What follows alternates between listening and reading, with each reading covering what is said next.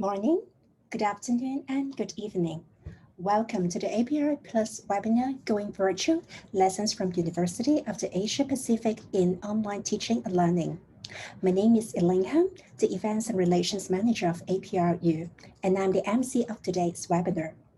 First of all, I would like to invite Professor Alan Chen, Provost of the Chinese University of Hong Kong and moderator of this webinar to begin the discussion. Over to you, please, Alan.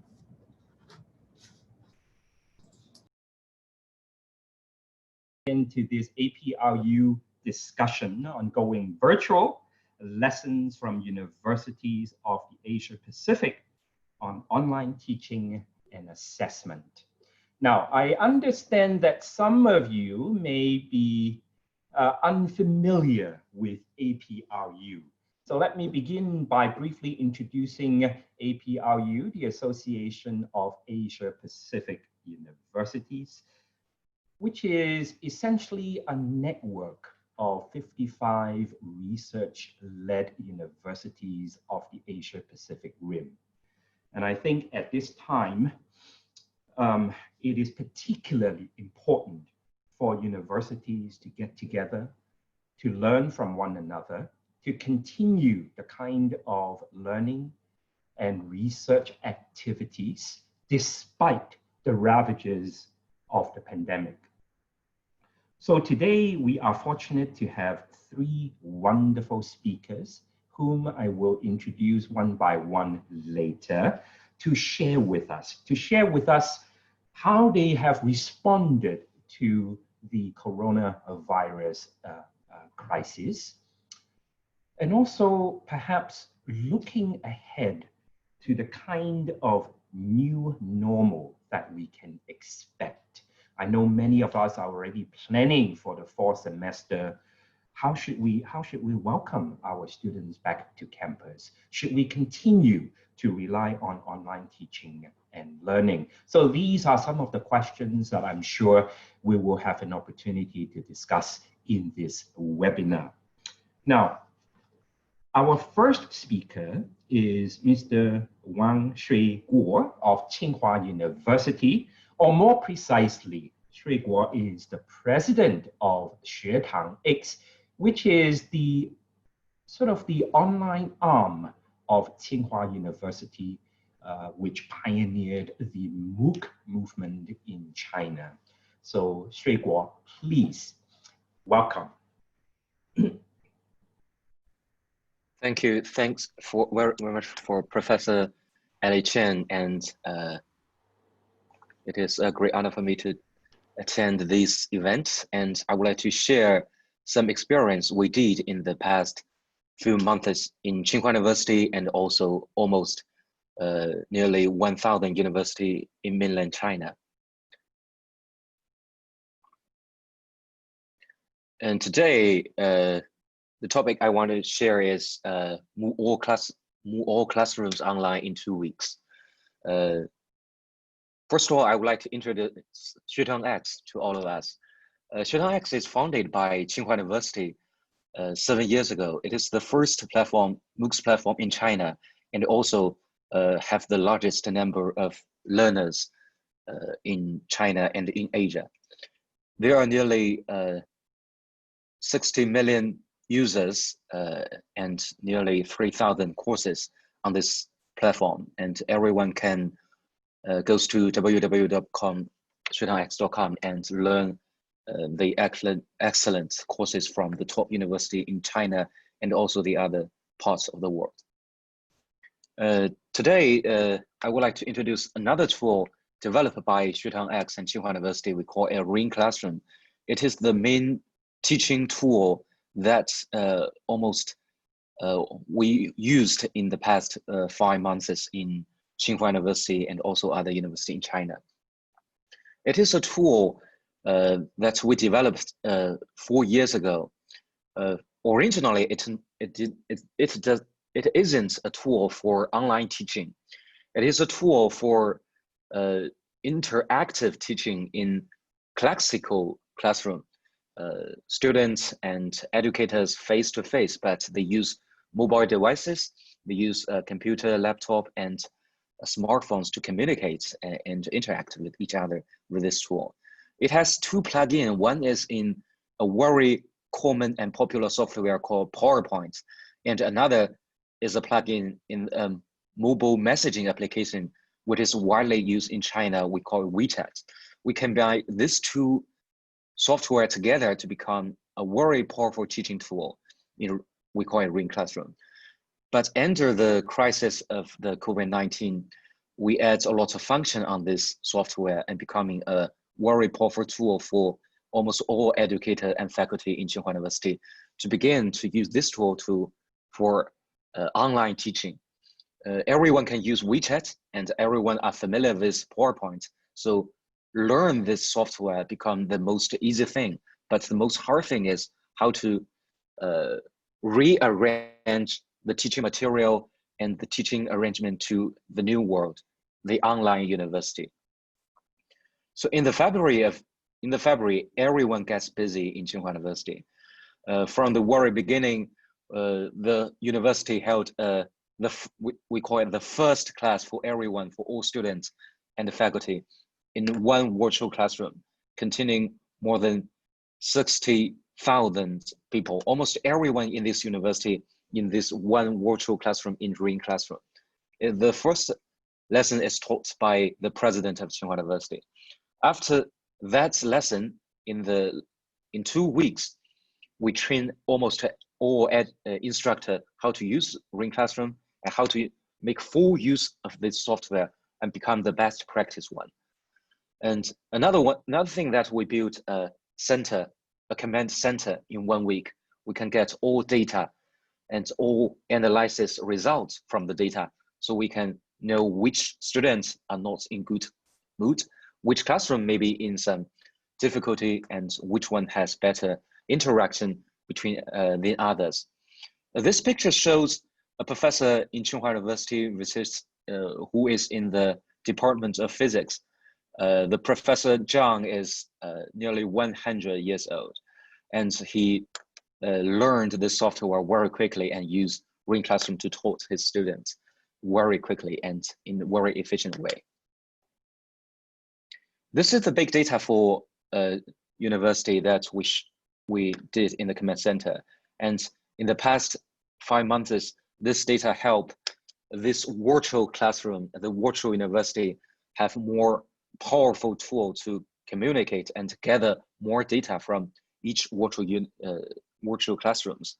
And this data also can be trained to some machine learning model and get some prediction and more assessment results from this data.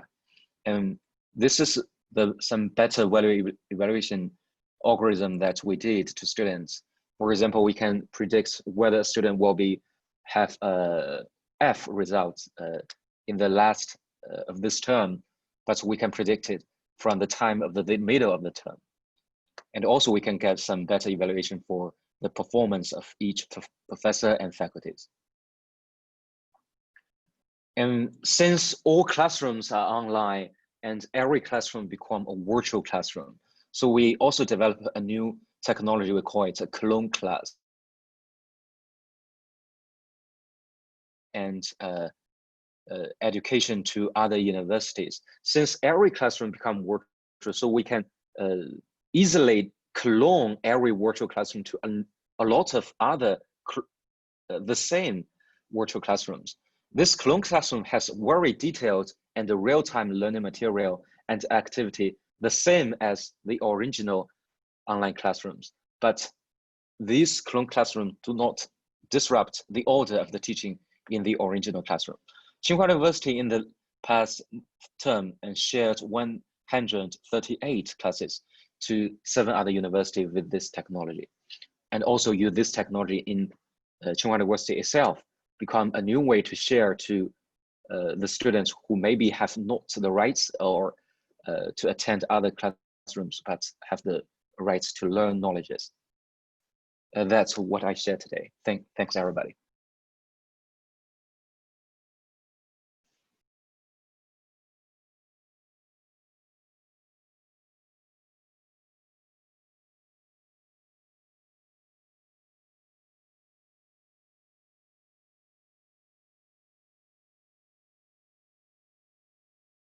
Please let me invite our next speaker, Professor Rosa Davis, Vice President for Academic Affairs at the University of Chile, to share with us an overview, perhaps from the Chilean perspective.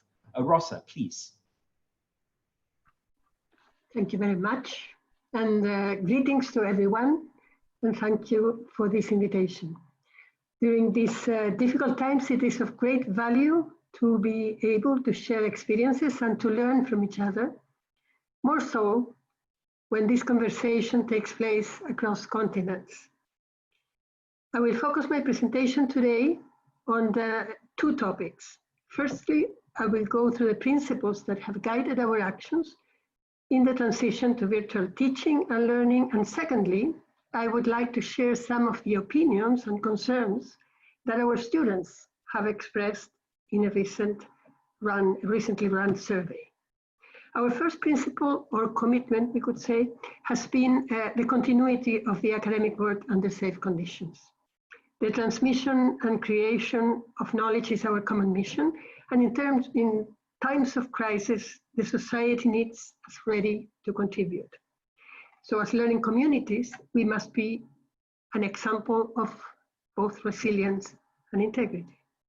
The second principle was to offer support to students and teachers, academics, faculty, so that they could meet the challenge to teach and learn under these new conditions, which necessarily imply stress for everyone. This required, in addition to the support in the pedagogical dimensions, technological support, and attention to the psychosocial well-being.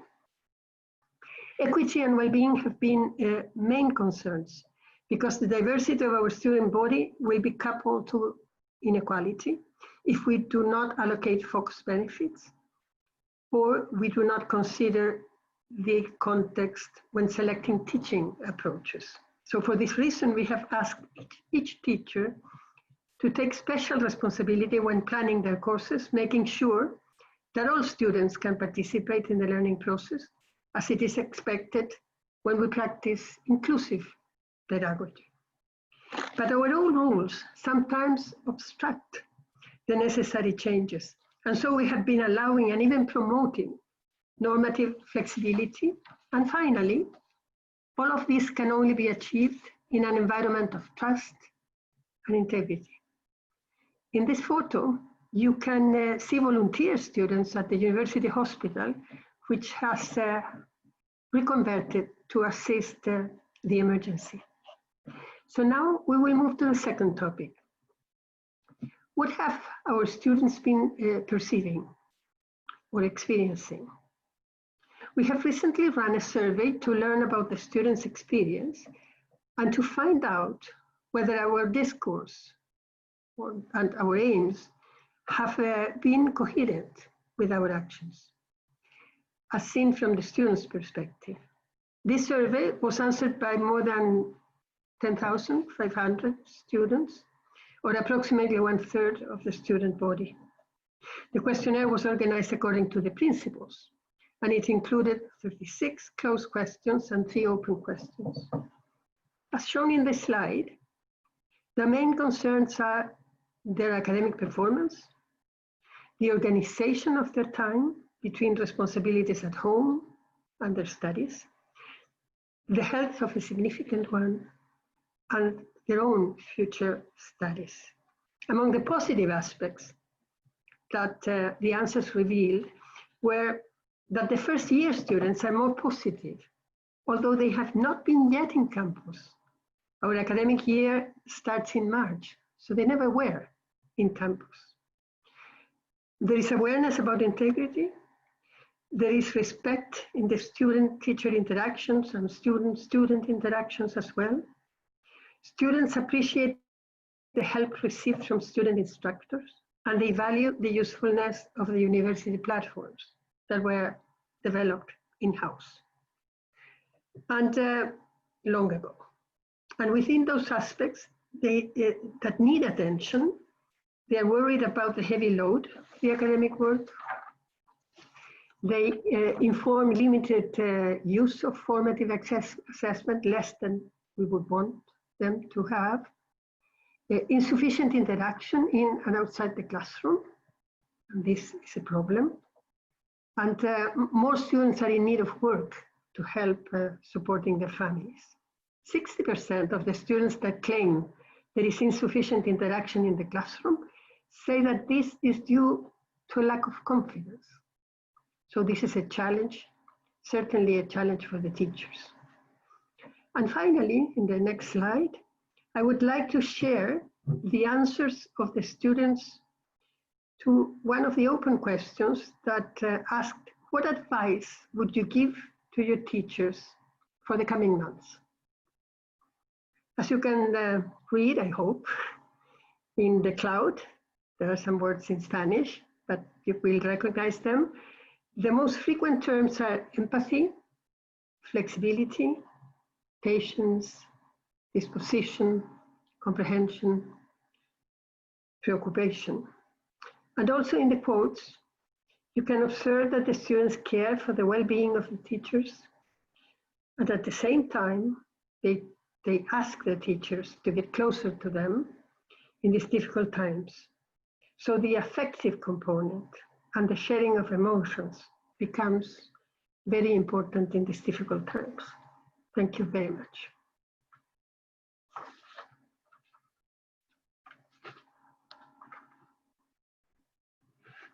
Require attention. But for now, please let me turn to our third speaker of today, Professor Marco Molinaro, who is Assistant Vice Provost for Educational Effectiveness at UC Davis.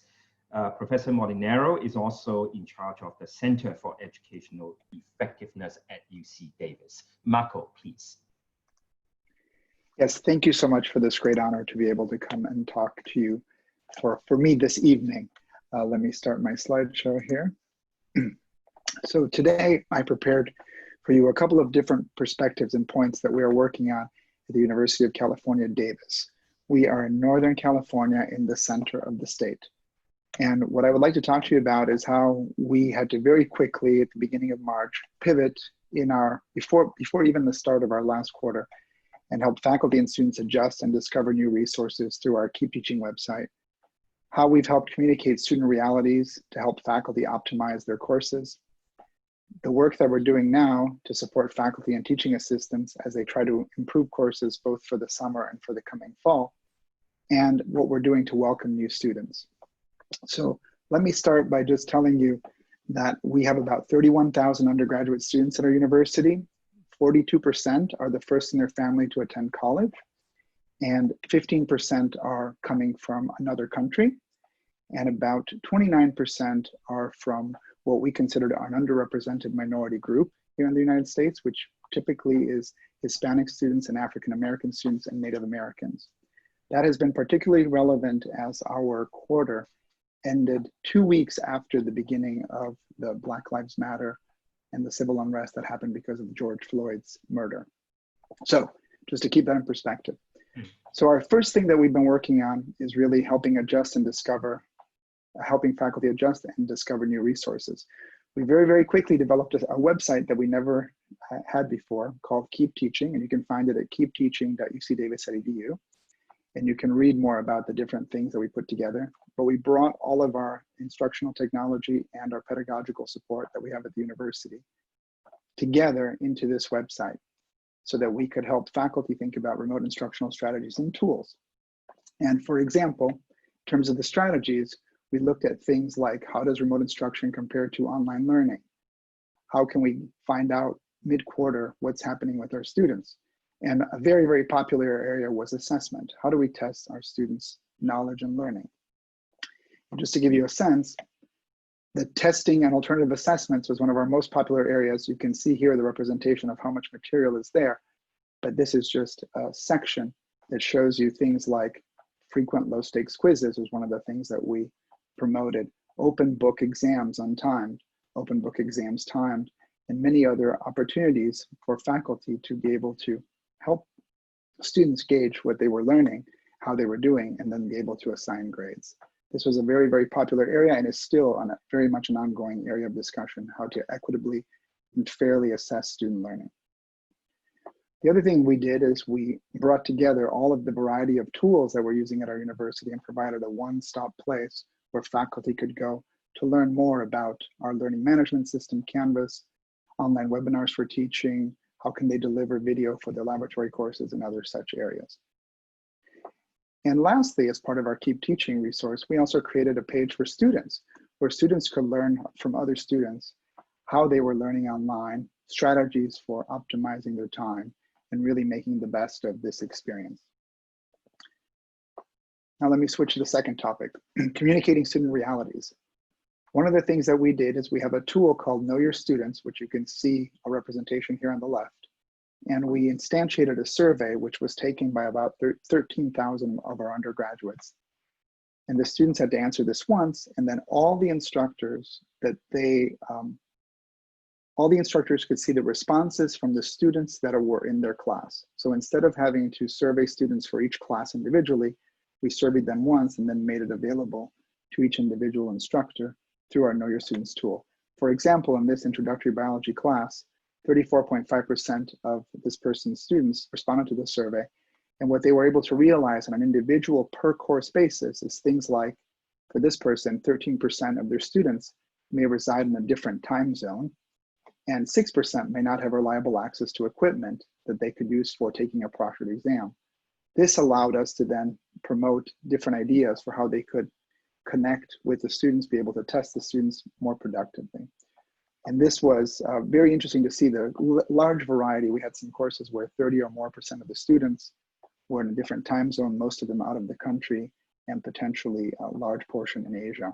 And so this was a way for them to be able to realize that they had to create some time synchronized activities. The other thing we were able to do was find out what worked and what didn't work for our students in the quarter that just passed.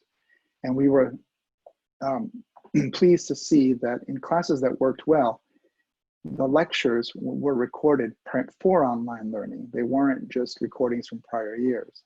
Non-proctored exams worked better in courses that worked well for students. Online message boards, live in-class discussion were cited as things that were very relevant and important for connecting between faculty and students. Low-stakes quizzing, short reading responses, breakout groups, and polls and clicker questions were more prevalent in classes that ended up working well for students. Moving on to my third point, what are we doing now over the summer? We have a whole menu of things that faculty that have not yet taught in this remote format and teaching assistants that have not engaged in online teaching can learn more over the summer. And we offer a variety of consultation, resources, access to tools, weekly webinars. We have a 3-day program for actually thinking more deeply about your course in a remote format. We have activities targeted specifically for graduate students that happen regularly.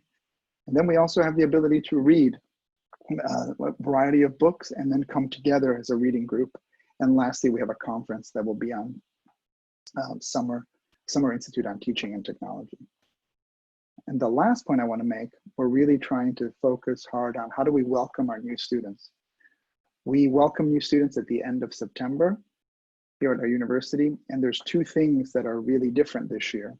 One is we were already planning on changing the way orientation for new students worked, and now we will have all the students, about 10,000 students, being oriented to the university online, and we're making a special program called Aggie Success, a professor's guide, and that will be 4 hours directly interacting with faculty remotely and learning what is needed for them to think about as they're planning for their time and the way that they're going to approach the university as they come in. And we've also made a brand new program called Quarter in the Cloud, where we took our top 25 international freshman enrollment courses. We made sure that there's time synchronous sessions so that there can be things like this, where in our evening, it's early in the morning where most of our students come in Asia. We're making sure that there's an emphasis on equity and inclusion by sharing historical outcomes data for different groups, including our African American, Hispanic, Asian, and white populations, so that faculty can really think about how to make equity and inclusion a key element of their courses. And we're providing specific pedagogical and technological support to make sure that these courses, the first courses that students get introduced to at the university, have had extra time to be the best that they can be. So with that said, I want to thank you for your attention.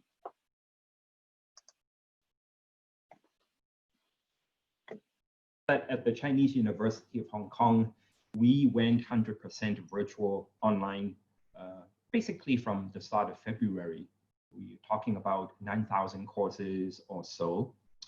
And we have probably experienced every difficulty that you can imagine, from Zoom bombing, from connectivity issues, and whatever you do, try not to use lockdown browser and online proctoring at the same time. Yes, from our teaching evaluation, we can see that the majority of our students felt that online teaching and learning did work. But I think for this particular audience, I would like to focus especially on the challenges that we face.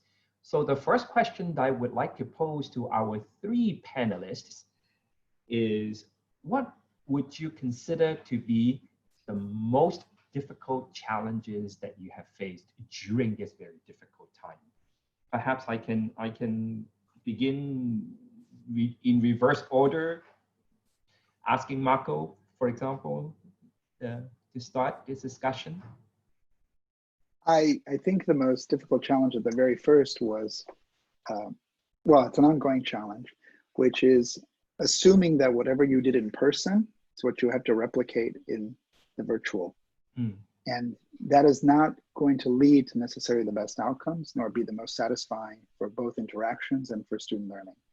So I think it's trying to get faculty to think more broadly about what they're trying to achieve and not just replicate what they did before is one of the biggest challenges we face. And I would say the next biggest challenge that we faced and we continue to face is assessment, really how to reasonably assess our students' learning in such a way that the faculty feel comfortable with the information that they're getting from their students. The students are able to interact with the exams as needed and have the time they need, and that the technological problems don't interfere with their ability to learn and we don't add additional stress to them. So these are two of the biggest challenges we've dealt with. Rosa, from your perspective? I think in Chile, the University of Chile, perhaps the biggest challenge, or at least what worries me more, has been the inequality. To make sure that all students have the same opportunity to study under these conditions. We have a very diverse student body, and we're very proud of that. Nevertheless, under these conditions, inequalities become more evident. And this we have to make sure that this is not a problem. So initially, it was simply assuring that they would have connectivity, for example. Everywhere. We have solved that now, but homes are quite different and some don't have any space, and the university campus could, under normal conditions or when we were not virtual, they could study there and have the possibility to really do well. So we have been very worried about that, but at the same time, it's been very interesting how teachers are more aware of this difference. It's something that we were looking for them to be for years. But now they're really very much impressed by these differences, and therefore they are committed individually, I mean the academics, to reduce this difference, to work for it. Yeah. Thank you. So, I mean, obviously, the issue is not just about technology. It's also about students' well-being, and yes, it's a pedagogical issue as well. So how does Shitang X address the most, the difficult challenges you have faced? We faced the difficulty, so many difficulty. I would suggest one or two of the difficulty to everybody. One is different ages of the faculty may have the different expectation of online courses, online teaching. Some professor may believe we must did almost the same as the virtual classroom to the classical classroom. We need to do almost everything the same.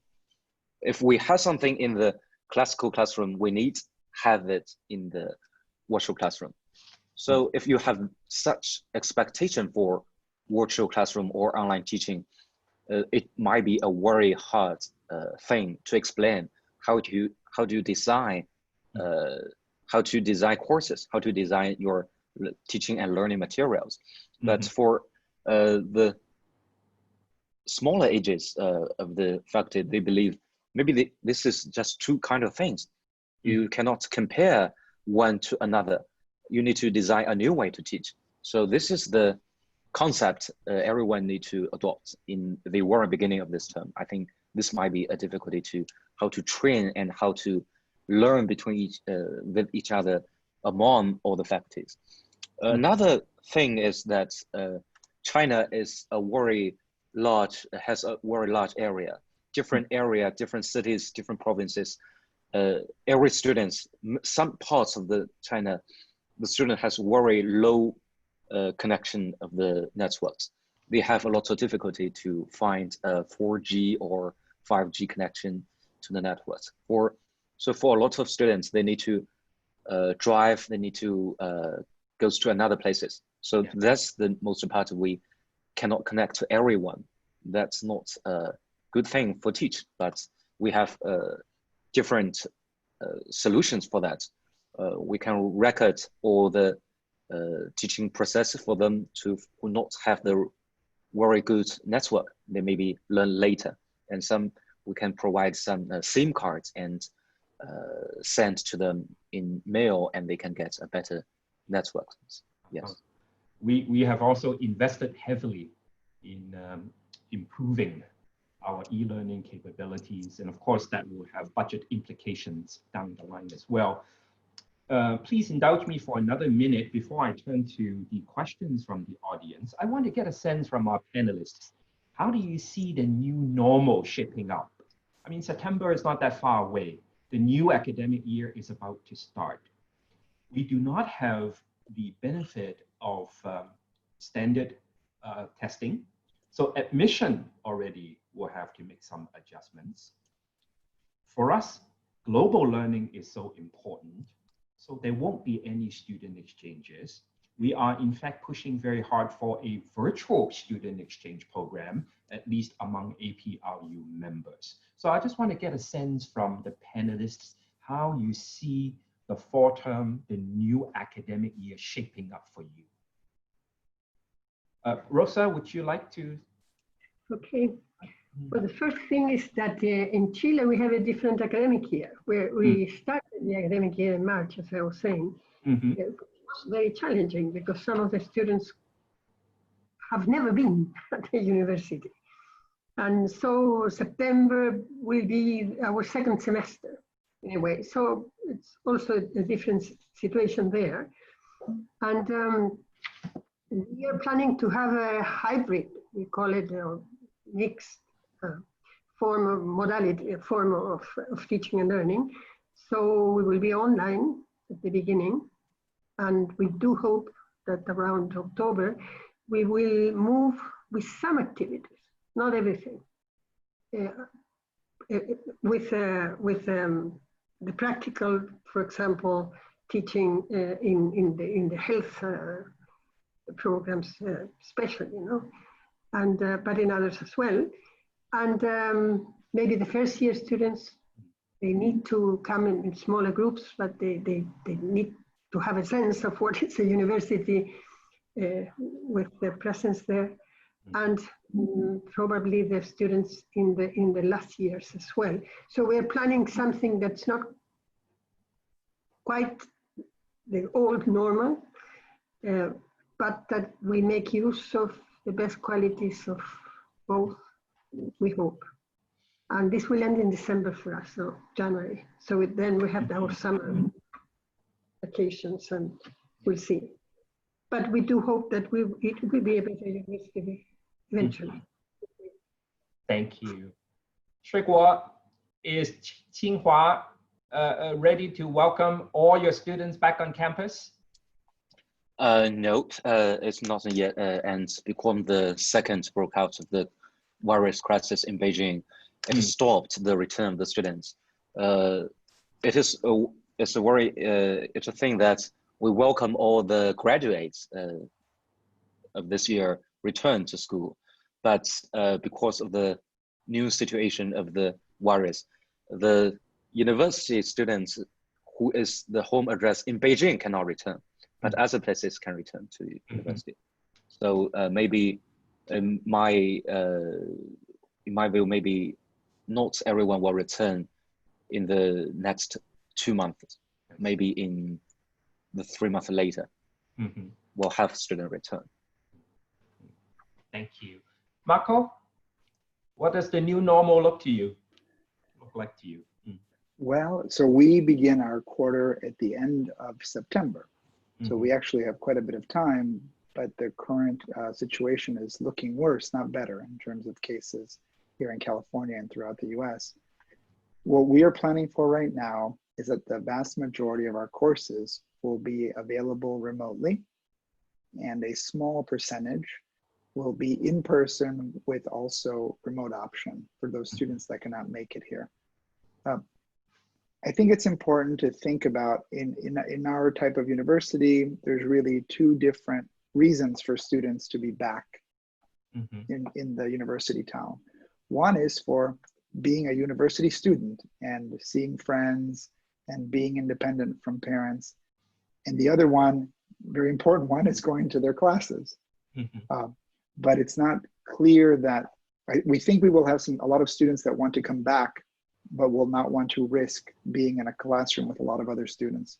So even with all of the social distancing measures and the different cleaning opportunities, I think we will see more students here, but very few of them actually coming into the classroom. Only in those situations where it's absolutely mandatory because of the work that they're doing, the specialized equipment, the live performance, the studio. Those will be the places where we will make many heroic efforts to ensure that they can come. But otherwise, the vast majority will be available remotely. Thank you very much. We already have received quite a number of questions. One question, for example, concerns how do you encourage student engagement when we go virtual? Would anyone like to respond to that one? Rosa? In our case, students have been attending more the classes. This is quite surprising, actually. We were not sure that this would happen. So they're there, and maybe the most difficult thing is what I was mentioning you, that they say that they're interacting less, and there is some sort of shyness to do that, they say. So we are now making sure that we can have them work in groups, and academics will have to find a way to make them, it's more an emotional thing rather than not having the equipment and not wanting to do it. So there is a challenge, but they're there more. They have been attending our classes more than before. They're very much engaged in some cases with other kind of activities. As I was showing you, 600 volunteer students showed in our hospital, for example, under very difficult conditions to help with the transformation of the hospital into a COVID unit. So, they are being engaged in other kinds of actions. Let me go on to the next question. Well, let me raise two more questions here. One, how do you deal with students' mental well-being? And two, how do you handle courses with laboratory sessions or fieldwork or clinical education? Who would like to respond to these two questions? I think all of you will have to deal with those. Yeah. I can begin. Just quickly, In terms of the mental well-being, we have had to increase our communication to the students that there's still available access in one-on-one sessions through Zoom with school psychologists and other people that can help them deal with issues that range from the well-being to accommodations because of other needs that they might have. We've made sure that there is some physical space where students can also go if they need to. So we still have some people considered essential workers that are on the campus available to interact with those students that are still in the region, but all the virtual services have been further communicated. With that said, in our survey that we just recently did, we do see that there's still a fraction of students, luckily under 10%, that are not aware that these services exist. So one of the things I think we're learning is the different means of communication for reaching our students. It is somewhat challenging to reach all the students. I think you have to really do all the social media, the regular emails, the messages from the leadership. There's lots of different approaches. And even then, it seems like we're still missing 8 to 10%. The other things in terms of how to handle courses with laboratory and clinical, in general, what I'll say is that there's been some very innovative things like, for example, professors asking students to buy inexpensive cameras to attach to their cell phones so they can do some laboratory work out in the field, or what we call kitchen experiments, things of that nature. That's worked for some things, but it does not work for laboratory experiences where there's really highly specialized equipment. For that, we are still trying to figure out how to either move those to a later time in the academic year, or to just offer a limited number of students who absolutely must be prioritized for finishing that course to have access. Sri Guo, would you like to add anything? Yes. Yes. In our research, we find the interaction between teachers and students are become higher than the normal classroom before. So everyone believes that the new normal of this classroom have more interaction between the educator and the students. But the research also shows that the interaction and the communication between students themselves becoming lower than the classical classroom, because students do not sit together, they cannot chat with each other more directly. So maybe I think this is the thing that every teaching platform and technology company need to draw attention to, that have more tools for students that can get peer encouragement in this virtual classroom, not only focusing just on interaction between educators and students. Yes. What do you think, Rosa, maybe I'll address this to you. What do you think is the ideal class size when we go 100% virtual? Well, that will depend on the infrastructure. I imagine if you have large enough spaces, you can have classes that are bigger, because essentially you must keep the students not in much contact. But we have said they can't be bigger than 50 students in the classroom, provided the classroom allows them to be separated enough. So at least in the near future, they won't be larger than that. To maybe make a comment to the previous question as well, in terms of how similar it is everywhere. This is very interesting that's happening. We are saying that we have the same situations, and communication is really an issue. It's not just to provide support, but to communicate. Communicate out, and that's really difficult. Yeah. So ideal classroom, it will depend on the activity, it will depend on the size of your classes, but we will make sure we don't have more than 50 ever in the classroom. Now, this question is bound to come up. How should universities address the obvious financial pressure and concerns? I can share that at CUHK, we have redoubled our effort in fundraising, and all the senior management, in fact, have contributed a part of our salaries to start a relief fund, not only to provide emergency support for students, and in some cases staff as well, but also, perhaps even more importantly, to provide employment opportunities for many of our graduates going into a very, very difficult job market this year. But I'm just wondering whether our colleagues have other ideas. How do we help students financially in this very difficult time?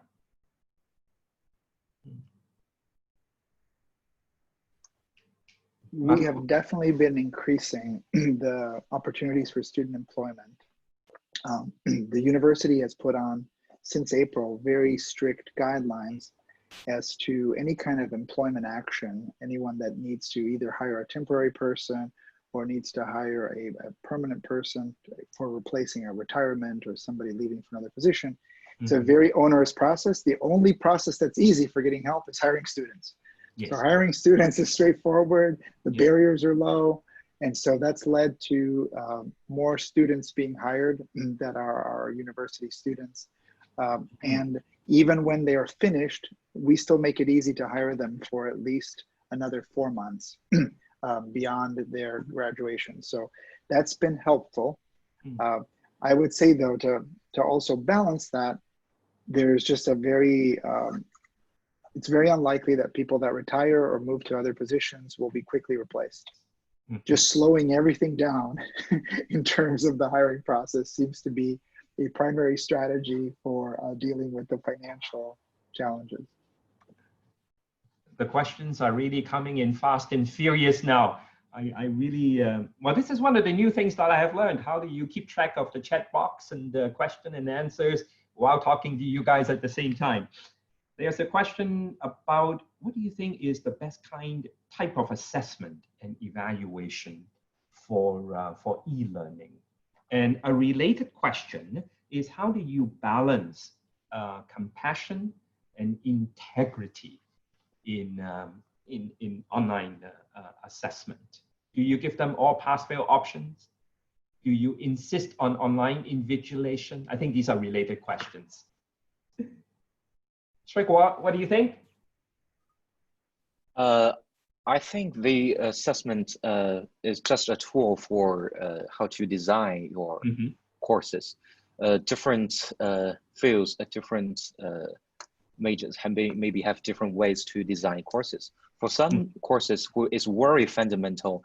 The faculty must guarantee that almost all students learn the knowledges, know the concept very well. So they may use very frequent quizzes in class. Maybe 3 to 7 minutes, they need one online quiz very quickly to have a test on whether students are focusing their attention, draw their attention on what he has taught. But in some courses, they need different ways to get student feedback. In Tsinghua University, we encourage every faculty to use a tool. In Chinese, we call it 弹幕, but in English, I try to translate it just like a bullet subtitle. Everyone can, every student can type a comment, and this comment directly in 0 seconds can go across, fly across the screen of the faculty's web video. So everyone can type their comments. So these tools can make every faculty to learn what the students thought in very quick time. Everyone can time. So in the same time, the bullet screen can follow the screen. So this is maybe the new way to have the way to test. Maybe not only a question, a multiple choice, but also some other ways to gather the information of the feedback. Rosa, do you have any thoughts on evaluation and assessment? Should we just focus on formative assessment and forget about summative assessment for now? I think it's become very, very important. You're right. And we have been encouraging formative assessment at this point. We have always been encouraging formative assessment, but now it becomes essential because academics and faculty, they need feedback on what they're doing. It's so new that really it's very difficult to know whether you're doing it well. And one way for for this feedback is to do formative assessment. Then it not only informs students about their own progress, but the teacher as well. So, but this is another culture. It's almost another culture. It's not just the methodology. It's not just the way. So it will take some time, but it's become part of the everyday conversation, and so it's one of the good outcomes we think that will come out of this. Marco, your thoughts? Yeah, I think a really exciting development is that there's a lot more conversation about what is assessment, what is it for, and understanding the goals of the assessment within the course is really critical. If the goal is to help the students learn, then the formative assessment and check in on what they're understanding, the formative assessment is a great tool. If the purpose that an instructor has for their assessment is to rank students, then it's a challenging time because there's a lot of different ways that those types of assessments can be sidestepped, or you can have not the appropriate behaviors happening on those types of tests. So I think it's not a good time for those types of tests, and maybe it's never been a good time for those types of tests because there's always been people that have the ability to game those results in one way or another. But I think it's opening up discussions about what do we really think is important for our students to learn, and what might be the ways that we can encourage that learning. So it might allow an opening right now where maybe curved grading isn't as popular, or maybe some other forms. This pass no pass approach is definitely quite popular at the current time. But just having those conversations, I think, is key in our settings, so that the faculty can really think about the value that they're placing on these assessments. I think there is a tech-related question. If you were to design a new tool to add to your arsenal of online learning tools, what would that be? What is that one functionality that you think our current systems still lack? Would it be in the area of interactivity? Would it be in the area of communication, as Rosa has emphasized? I mean, this might be actually a good time to support research in developing new educational technologies. I think, so one of the levels, we've seen the increases in interaction between students and faculty, especially in larger classes, through the chat windows and the entering of a lot of different questions into the chat. But to be honest with you, the tools for moderating that chat and making sure that that information goes up to the faculty member or the TA to answer, there's been a lot of struggles with how to do that effectively. And so what we see from student feedback is in classes where there's a teaching assistant that is solely monitoring the chat and is either answering some questions quickly or bringing key questions a lot of people have back to the instructor. Those are places where students feel heard. Students that don't normally speak get to speak. It's a nicer environment. In places where they just see a whole bunch of questions going by and nobody paying attention, it's a very depressing environment. So being able to kind of facilitate that process, and I don't know if it would ever be possible to do that without a TA, but if there was a way that you could guarantee that kind of a better interaction and aggregation, that would be very useful. That's one tool that I wish we could improve. Shuai, any from Shitang X? What is, if it doesn't betray any trade secret, what is the latest tool you guys are developing? Yes, the question that you mentioned is the question that I ask myself every day. Which new technology and what kind of new tool that we can develop to faculty and students. And in the past 3 months, we developed a lot of new functions to our tool. Some are for the online examination, and some are for the next terms, or rather in fall, how to make a classroom. Some students are in the classroom and some are online, how to teach them together, partly face-to-face and partly face to virtual. And that's the new function that we are working so hard on that. Maybe these functions can come out in September or October. We find it is very hard for students to communicate with each other equally if some are partly in classroom and some in online, but we're trying to make them become nearly equal in this system. Rosa, you mentioned how important equity is, especially as we go into a new normal. Do you have any thoughts of how we can help students, how we can help bridge the digital and other divides? Yeah, I think in terms of the digital, we have already more or less covered that. It was very difficult at the beginning, and it meant it needed to have the information. Where were the students and who were they? And we had enough, fortunately, information at the university. When they entered the university, we asked them, so we knew how to reach them. But I think that in the end, it has to do with the human interaction. Yes. It's not placed outside the interaction. We have been working very hard on equity for the last maybe 10 years to make equity essential to the teaching and learning. And at the time, we have some special entry programs for students that come from areas that are socioeconomically disfavored. And I remember the distinguished teachers, academics, saying, but do we have to know who our students are? How are you going to teach somebody you do not know? It's quite difficult. Yes. So, but then there are the questions, what should you know? Why should you know about the context of this person? So I think the answer is that teachers are more aware of the necessity, that they understand their pupils personally. I know we are about to run out of time, but I do want to squeeze in this one final question.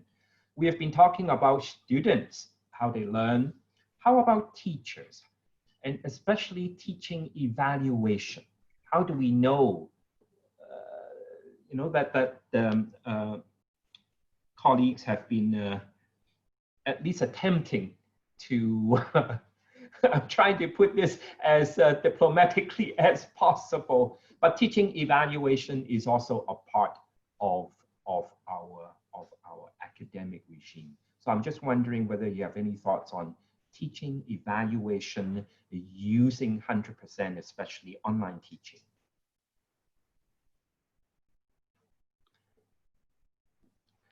Marco, does your center cover this as well? We definitely get into the topic of evaluating teaching, and it is a very interesting topic.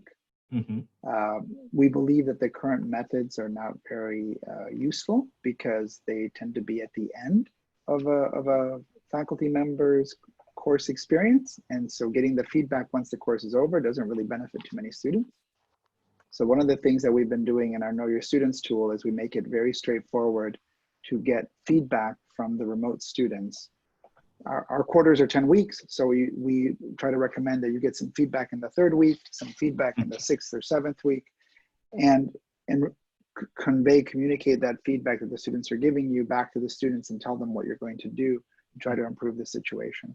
So that is something that faculty can do to receive feedback from the students, and then can put that inside their dossier when they're going up for merits and promotion to talk about what they've done. The other things that we're trying to encourage, right now we're working on some tools that will look at the materials that they've created remotely, whether those are synchronous or asynchronous materials, and give them some overview of what it is that they've done.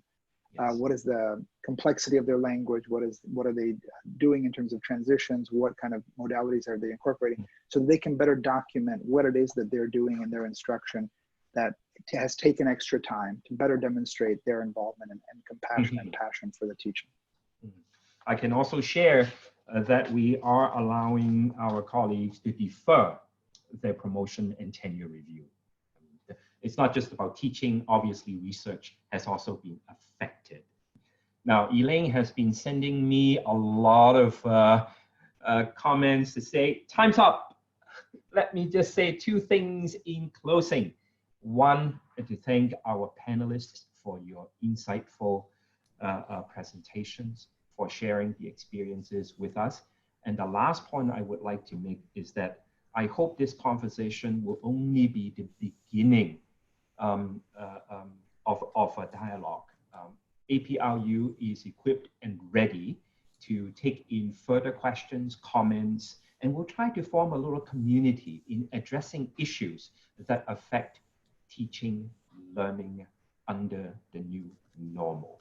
So thank you very much for joining us. Now I pass the screen over to Elaine. Thank you. So thank you very much to our three panelists. Okay, we have Mr. Wang Xueguo from Tsinghua, Professor Rosa Davis from the University of Chile, and also Professor Marco Molinaro from UC Davis. And also a big round of applause to Professor Alan Chen, our moderator of today, for your wonderful moderation. And to everybody, thank you for joining this webinar. We hope you've enjoyed it and had a good time. I will look very much forward to meeting you again. So to stay tuned of the APRUplus events, remember to visit www.APRUplus.org to stay tuned of our future events and also webinars. Okay, stay safe and stay healthy, everybody, and have a good morning, good afternoon, or good evening. See you next time. Bye-bye.